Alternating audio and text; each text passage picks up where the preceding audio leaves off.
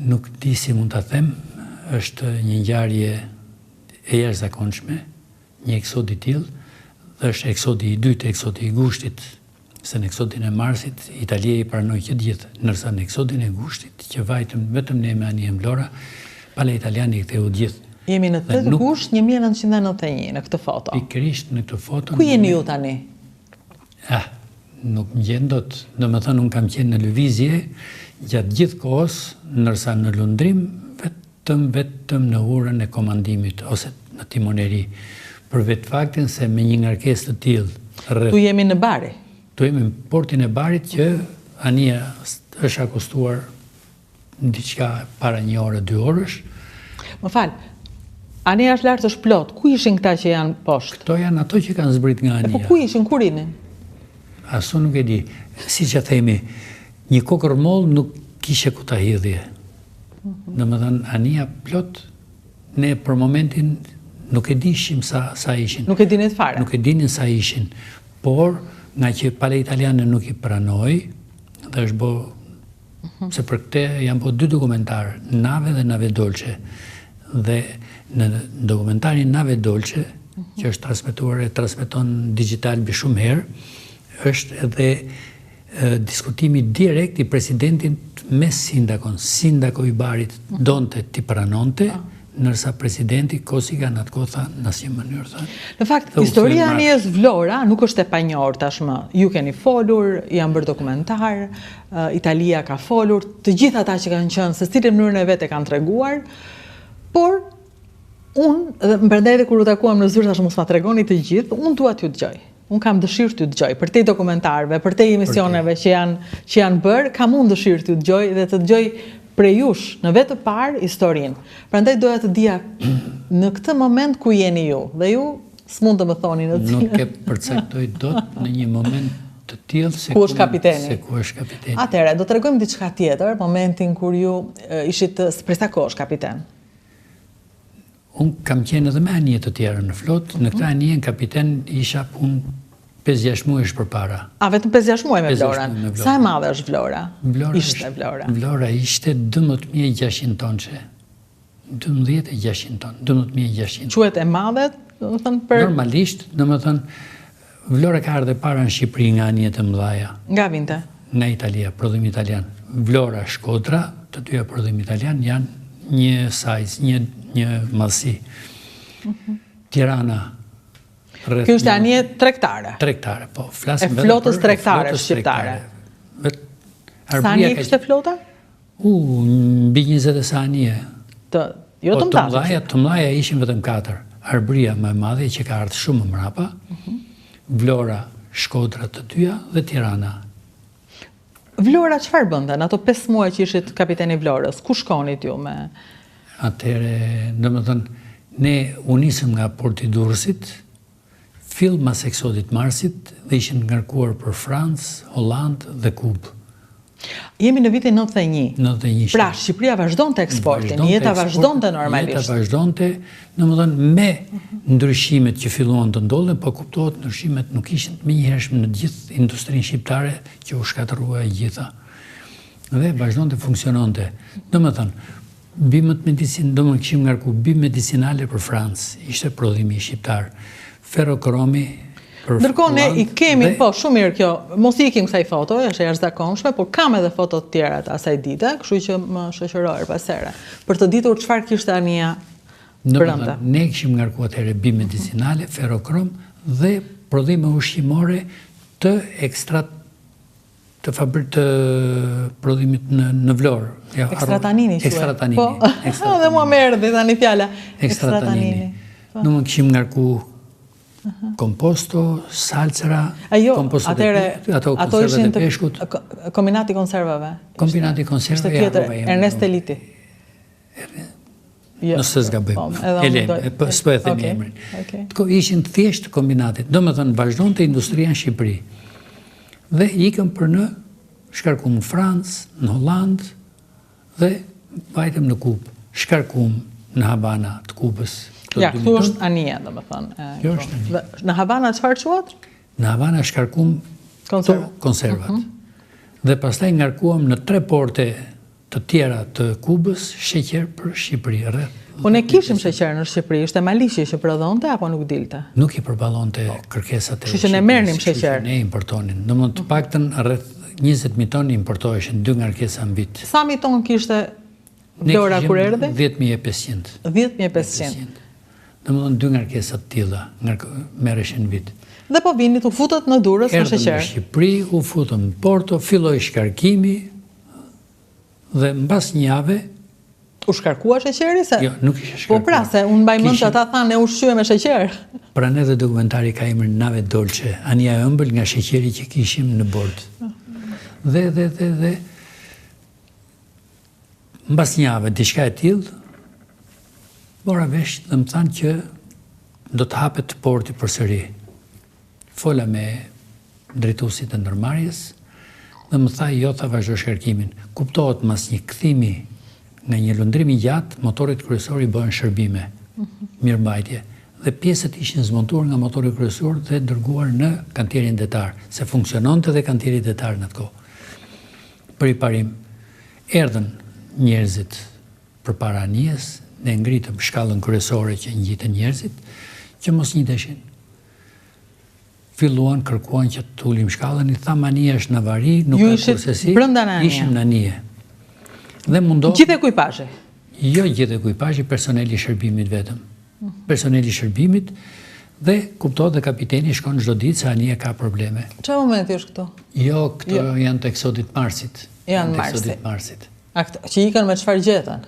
Me çfarë gjetën? Me peshkat. Kush i ka bërë këto foto? Jashtëzakonshme. Këto nuk e di kush i ka bërë të gjitha, të gënjej, ndërsa fotot që kam unë... Lutem, vetëm tek Ania Vlora qëndrojmë atëherë, jo me anijet e vogla, ose...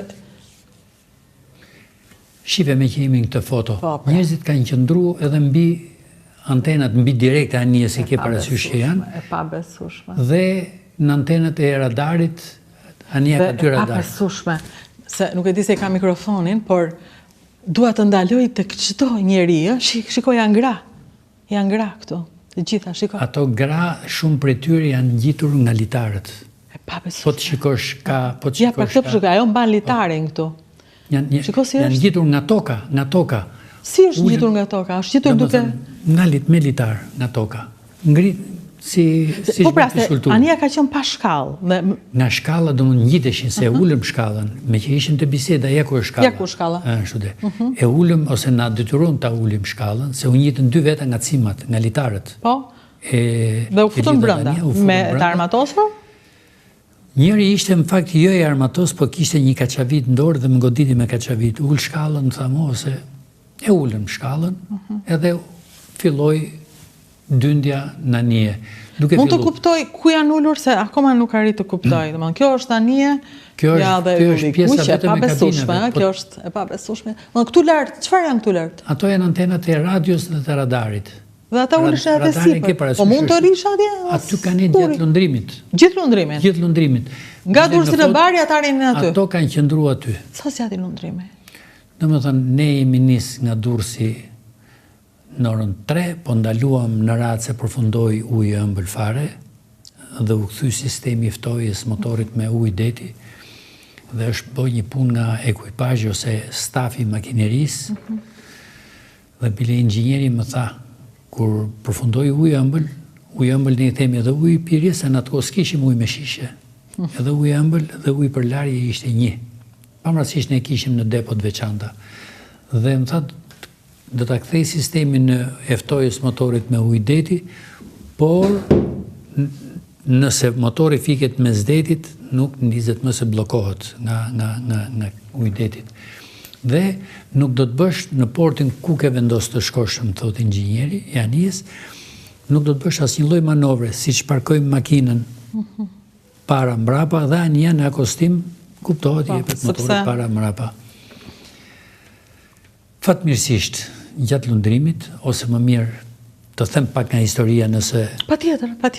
Patjetër. Jo, si fillim do të kuptoja ku qëndruan. Anija njerëzit kanë qëndruar mbi kivert, i themi mbi hamar, ka pasur dhe në hambar brenda në sheqer, kanë ngrënë sheqer dhe pa ujë. Të mërshme. Brenda në hambar, aty kështë sheqer, kështë njerëz. Dhe në këtë pozicion.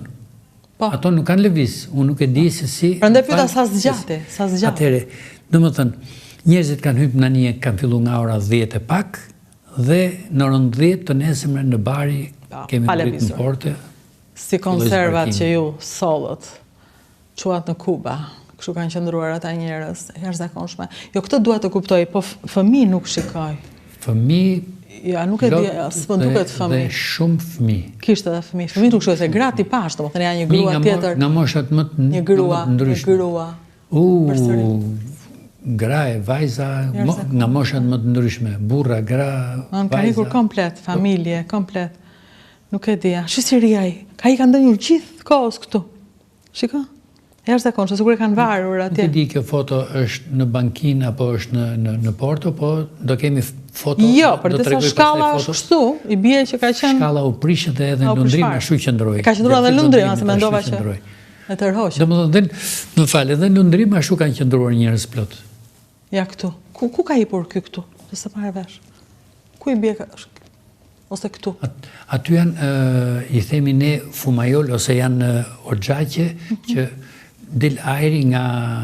Dhe ajri të mbi oxhaq? Mbi oxhaq, që del ajri me në gusht që temperaturash, ato kanë qëndruar aty mbi ato oxhaqe. Arrin të kuptosh nevojën e madhe të njerëzve për të ikur, për ta lënë këtë vend vetëm duke parë këtë. Njerëzit kur u nisën donin shkonin siç. Me çdo kusht. Ishte e pamundur, megjithëse ato vazhdonin punën, pse nuk nisesh më thonin. Po mirë, gjatë kohës që e drejtonit ata anije, ç'a mendonit? Apo s'kishte fuqi për të menduar, as mundësi? S'kishte për të menduar, vetëm se më bllokonin siç janë njerëzit tek antenat e radarit, sa ato punën me voltazh 24 volt punën. Dhe i blokon dora e njeriut, dhe më blokoni radarin. Po të blokoj antenën, kuptosh, unë nuk shifsha në radar. Dhe i thosha, ore djema, mos ma lëvizni antenën, mos ma blokoni antenën, se nuk shof. Dhe kjo është më e keqja, nisja nga Durrësi për Mbari, është i themin e traversimi i Adriatikut. Se anijet lundrin nga jugu në veri dhe nga veriu në jug. Të pakta janë anijet, tragetet që shkojnë e vinë çdo ditë sot, apo në anije rrallë nga Durrësi Mbari, apo Brindisi. Domethënë është shumë e rrezikshme se që gjithë anijet janë linjë nga veriu në jug apo nga jugu në veri. Dhe duke mos pas horizont, në urën e komandimit timoneria që është aty sipër nën antenat. Ku është timoneria? Ty ja tregoj, po kam frikë mos prish në një... Jo, s'ka që nuk prish gjë.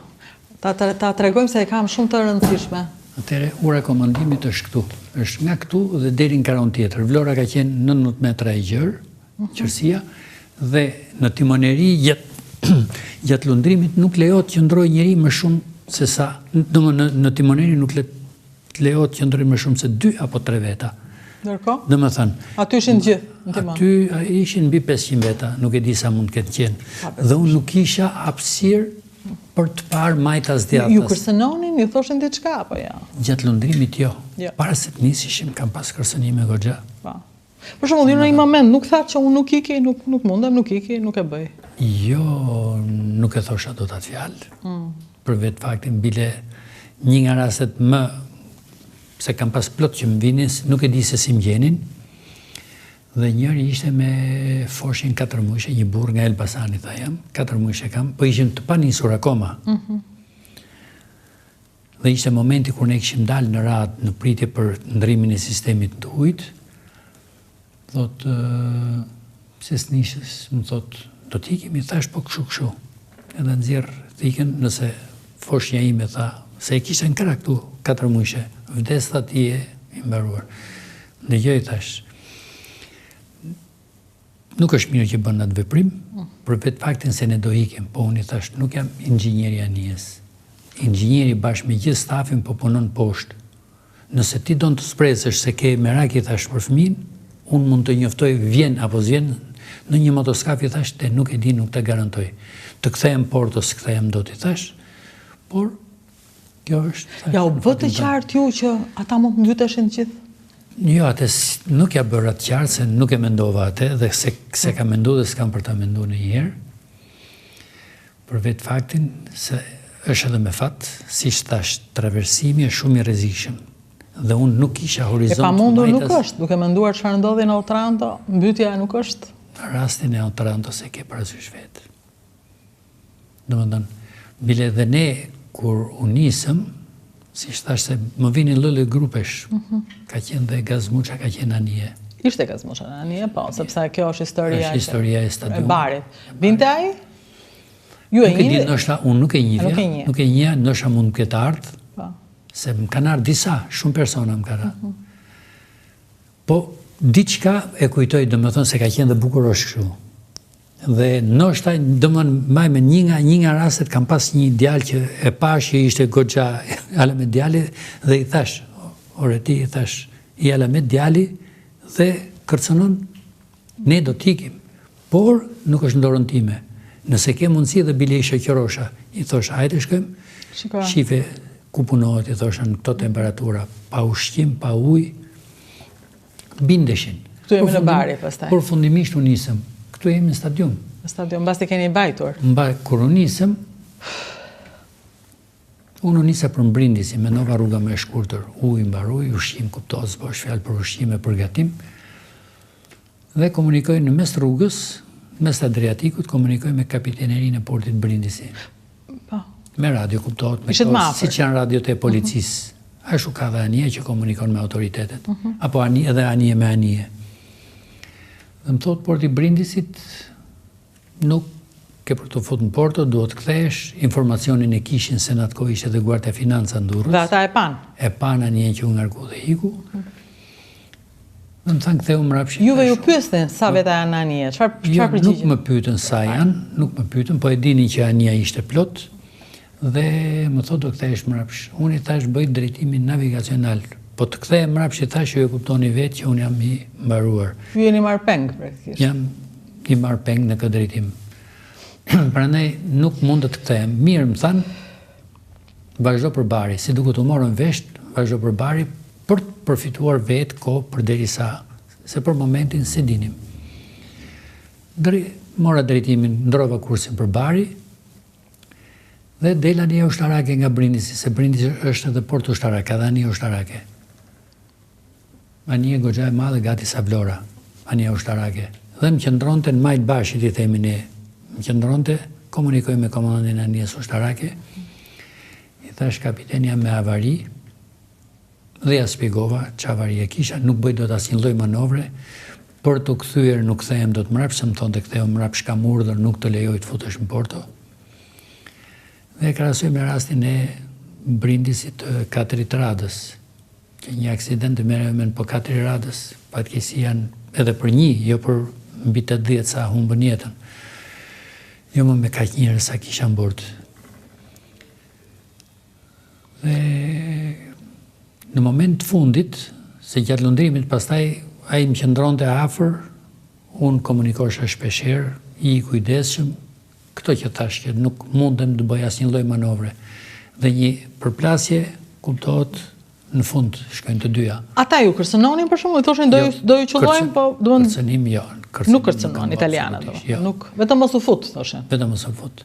Bile nena vinte dhe helikopteri para se të mrinin, erdhi dhe helikopteri për të pa. Bile nuk e di. Fotot si duket nuk i keni dhe unë se kam atë foto. Që duket dhe helikopteri si për jush? Helikopteri, po nuk e merr me mend sa poshtë afër fluturonte. Domethënë, e kisha jo më shumë se 20 metra larg nga Anija. Dhe dikush si duhet lëshoj këpuca, shapkën. I qelloi dhe i qelloi, i takoi tek elika e helikopterit, po nuk pati gjë. Dikush tjetër më mrapa, se u largu herën e parë, erdhi prap, ishtin dhe me automatik. Ishtin helikopterit me automatik? Dhe u largu dhe nuk erdhi më. Dhe mbritëm Port Barit. Në moment fundit që do hysha në Porto, e kisha Anijen në bord dhe nuk më lejon të... Pra në Anije kishte njerëz të armatosur, të cilët i qelluan dhe helikopterit italian. Edhe pastaj prisnin që në italiane ka kontrollu kur edhe portin me polumbar, edhe para hyrjes në Porto.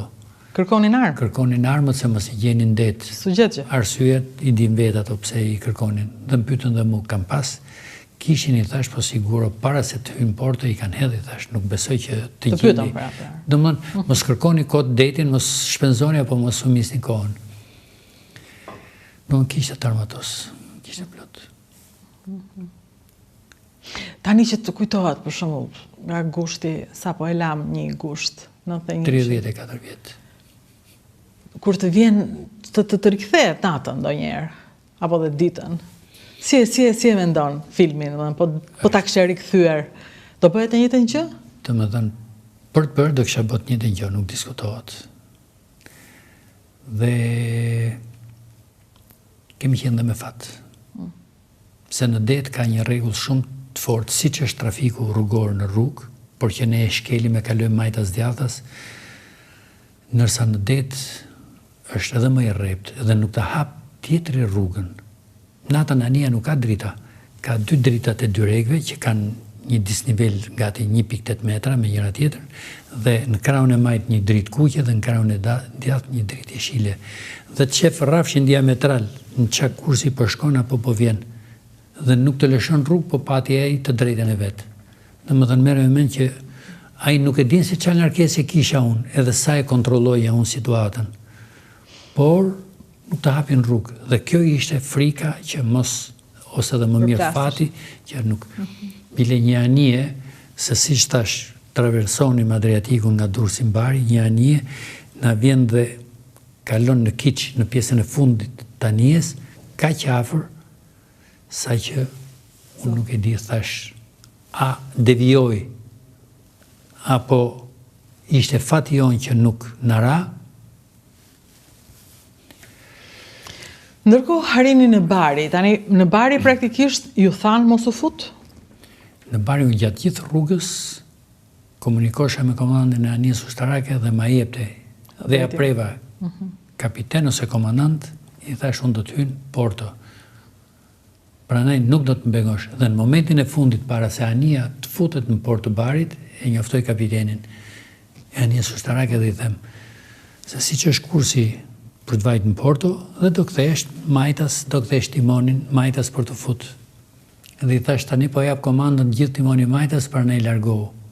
Që mos të bi, se ishim gati në hyrje të portit. E kuptoj, po. Këtu jemi në port.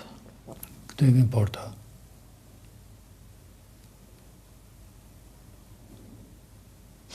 Është foto vetëm pjesa e përparë me Anijes, vetëm ka marrë një. Ania ka 6 hambarët, jo e patë është.